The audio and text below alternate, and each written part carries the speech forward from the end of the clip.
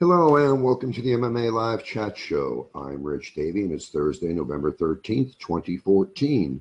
On today's show, we'll be discussing and recapping the TUF 20 Episode 8 show that featured the fight between Tecia Torres and Bec Rawlings. Hello and thanks to anybody that might be listening. All right, I'm going to go ahead and get started here. It's just me here today doing the recap for the show here. The TUF 20 Episode 8 show that featured the fight between Tecia Torres and Bec Rawlings took place Wednesday, November 12th, 2014, and aired on the Fox Sports 1 network at 10 o'clock p.m. Eastern Time.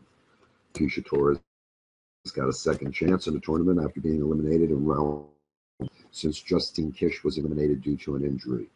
As I mentioned on the previous show that I did for the preview of the Episode 8 show on Tuesday, it's difficult to blame the ladies in the TUF house for taking issue with Tecia getting a second chance since she was eliminated from the competition fairly, but to give Tecia so much grief for returning to the competition is hardly fair since she's not the one who made the decision to put herself back into the mix.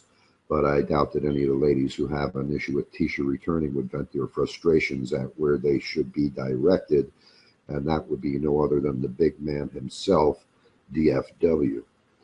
The girls in the house did continue to use Tecia as the new whipping post and give her grief in more ways than one, but Tecia didn't allow the mind games to bother her at all, saying that she's not willing to inconvenience herself before the big fight, but that she may consider moving out of the room afterwards.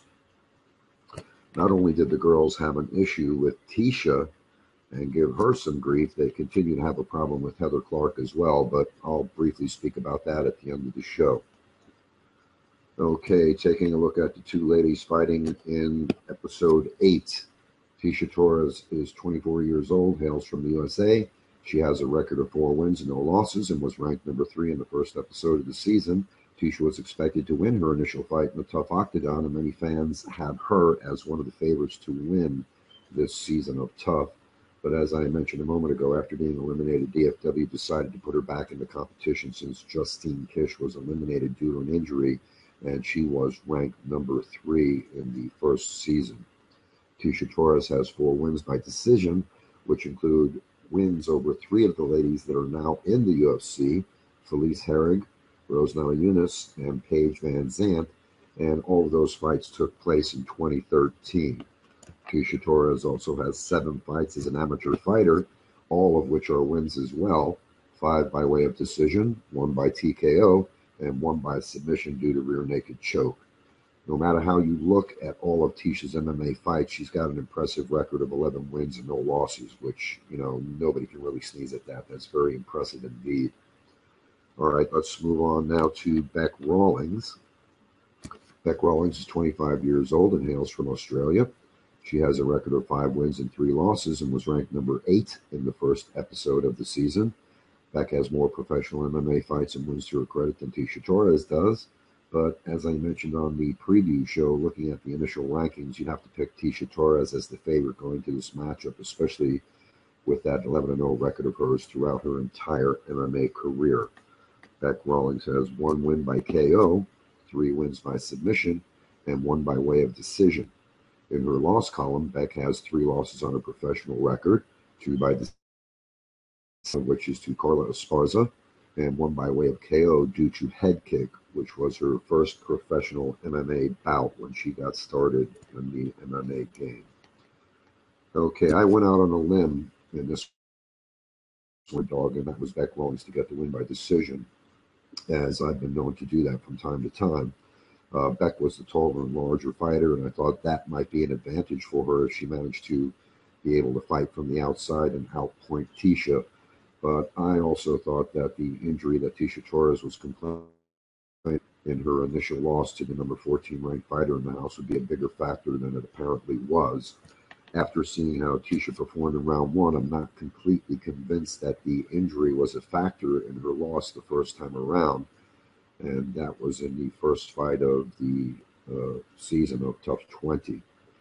All right, let me give a brief recap of the fight between these two ladies here, but I guess I should state up front that I like both of these ladies, so nothing I say going forward has anything to do with me favoring one fighter over the other. So, I do like both of them, so nothing that I'm going to say here really should be taken, that I'm favoring one fighter over the other. Okay, round one, Bec did indeed utilize her height and reach advantage to fight from the outside, but she didn't come out as aggressive as I thought she might, and because of that, she wasn't able to stop Tecia Torres from being the more effective striker.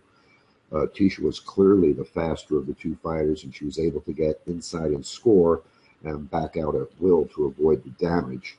Tecia threw legs and punches very effectively, stepping inside and scoring when the opportunity presented itself, and then moved back outside and waited for additional opportunities to do more of the same. Bec was a bit more effective in the final minute of round one, especially when she tied up with Tecia, but it was nowhere near enough to win the round. I was very impressed with Ticia's performance in round one. I scored round one, 10-9, Tecia Torres. Okay, round two. Round two pretty much started out the same as round one there, but with Bec being a little bit more aggressive, she wound up clinching Torres fairly early on in the round, landing a hip toss that put Tecia down on the canvas. In my opinion, Tecia was not being as effective with her stick and move strategy in round two, and I thought that Bec Rawlings actually outpointed Tecia Torres in the second round. I thought that Bec was the more effective fighter in round two, and I actually scored round two 10-9 Rawlings. So by my scorecard there, I had the fight even after two, and I fully expected to see a third round, and I just didn't see how round two was scored for Tecia by the judges, giving her the win after 2 rounds. I didn't agree with the judges' decision, with that second round. They're giving, both rounds to Tecia Torres, but it is what it is, and Tecia Torres wins the fight by decision. And Tecia Torres did say that she was determined to make the most of her second opportunity, and she did just that. I did see some people complaining about the judges' scoring in that fight there, and they actually had a poll on the TUF Talk show after the TUF season 20 show there, the episode 8 show, and I didn't actually get to see what the final results were of that poll. But I did see, as it was flashing on the screen there, that a lot of people did agree that, it probably should have gone to a third round. I don't know what you all thought there. I'd appreciate your comments, and let me know in the comments section of the video here so I can see what you all thought as well. Wasn't able to sync up with the other guys today. We've all been pretty busy, but we're going to be doing another show talking about the fights that are coming up this weekend. We're going to probably talk about the UFC 180 event, the WSOF event, and the Bellator event. We're not going to speak about all the fights, but we'll talk about some of the matchups on those cards. Okay, quarterfinal fights. Number 6 ranked Felice Herrig versus number 14 ranked Randa Marcos is the first quarterfinal fight of the season, and that fight will be happening next week. I'm not going to really go over, my opinion on what's going to happen on that yet. I'm going to save that for the other guys. Maybe they want to join us on the next show there when we do the preview show for episode 9. So I'll save my comments for that. The second quarterfinal fight will feature number 5 ranked Aisling Daly versus number 4 ranked Jessica Penny. The third quarterfinal fight will be the number 1 ranked Carla Esparza versus the number 3 ranked Tecia Torres. And that's going to be a bit of a grudge match there because I know those two ladies don't really care for each other that much from what I've seen so far. And then the fourth quarterfinal fight will be the number 7 ranked Rose Namajunas versus the number 2 ranked fighter Joanne Calderwood. All right. Other notes on the episode 8 show here. To be honest, I didn't really care for the sophomoric antics of some of the girls this week, and it's getting a bit tiresome watching grown women act like 14 and 15-year-old high school girls. I mean, I'm seeing some other people complain about that too. Some of these girls need to grow up just a little bit here because their age doesn't match their level of maturity. Asking Tecia to move out of the bedroom that they all shared is somewhat understandable since Torres no longer is a member of Team Melendez, but asking and expecting Heather Clark to move out as well was just plain childish in my opinion. but in an effort to rationalize that sentiment, it might have had something to do with the fact that Clark was helping Torres cut weight. But I still don't think that makes it right. Also, in this episode, Bec Rawlings opened up a bit about her past and discussed her abusive relationship with her ex-boyfriend, which is always sad to see, no matter who that might be. And, you know, it's difficult to say why people sometimes stay in abusive relationships. I mean, you know, there could be many reasons. But I don't know, many times individuals take kindness of an individual as weakness. And, you know, predator-type individuals will look and kindness by taking advantage of the situation, whether it's emotional abuse or physical abuse.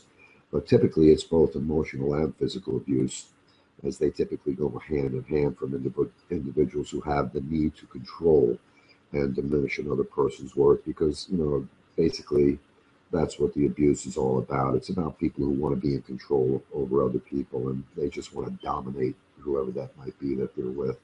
And, you know, it's not only men that do that, women do it as well. So, you know, you see it, you know, on both sides of the coin. You know, some women are abusive mentally and physically, and the same goes with men. But, you know, Bec did the right thing here for the sake of her children, especially when children are involved there. You know, you have to put an end to that sort of thing, because children watching that growing up is tough on them, and it really, I'm sure it impacts them, you know, over the course of their lives there. But not only that, you know, she did the right thing, you know, getting out for the sake of the kids, but, you know, for her own welfare as well. And what she did was she just wound up picking up things and leaving that abusive situation behind with her children, never to return. That was not only a brave thing to do, but it was a very smart thing to do, because as individuals who have that predatory abusive mentality, you know, they really change, and they're likely to continue, you know, to abuse their mate in the future, because, you know, when somebody is like that, you know, it's a default in their character, and that's just who they are. So they're probably never going to change, no matter how much they say they might, or, you know, they might convince somebody to stay in that relationship. You know, if you find yourself in an abusive relationship, whether you're a male or a female, get out, move on, because, you know, what you're really dealing with is somebody who really wants to control you, and they don't really respect you. So kind of sad to see that on either side of the coin, whether it's a man or a woman. But, you know, sad to see that. And you know, again, people, if you see yourself in a situation like that, you know, move on. If you see friends that are like that, you know, you might want to help them get out of that situation too, because so many times, you know, that abuse, you know, can get pretty bad. And, you know, typically when the emotional abuse isn't enough satisfaction for that predatory individual, they'll go on to the physical abuse, and you know, it could wind up more than just, you know, black and blue marks and bruises and things like that. Okay, I guess what we'll do here is we'll wrap things up here. I just want to say, in addition to Felice Herrig versus Randa Marcos matchup as the first quarterfinal fight of the season on the episode 9 show, the coaches challenge between Anthony Pettis and Gilbert Melendez will also take place on that show. And from what we saw in the teaser for next week, that is going to be a game of trivia. So that should be interesting to see how that turns out. All right, that's it for now. I want to thank you all for listening to our TUF 20 preview and recap series that we've been doing on the MMA Live Chat Show. And if you'd like to join us on the show to chat about some MMA, talk about the TUF 20 season, or give your MMA fight predictions on the other shows that we do, we'd love to have you join us. Just go over to the MMA chat forums where we plan the shows, create an account, and let us know that you'd like to join us so we can give you access to the area of the site where we plan and coordinate the shows. The links to the forums is in the description of the video, and you can also find our other social networking links there as well. Thanks again for listening. I appreciate it. And if you like what we're doing, please subscribe to the videos to support the show. Thank you very much, people. Have a good one. Take care. We'll see you next time.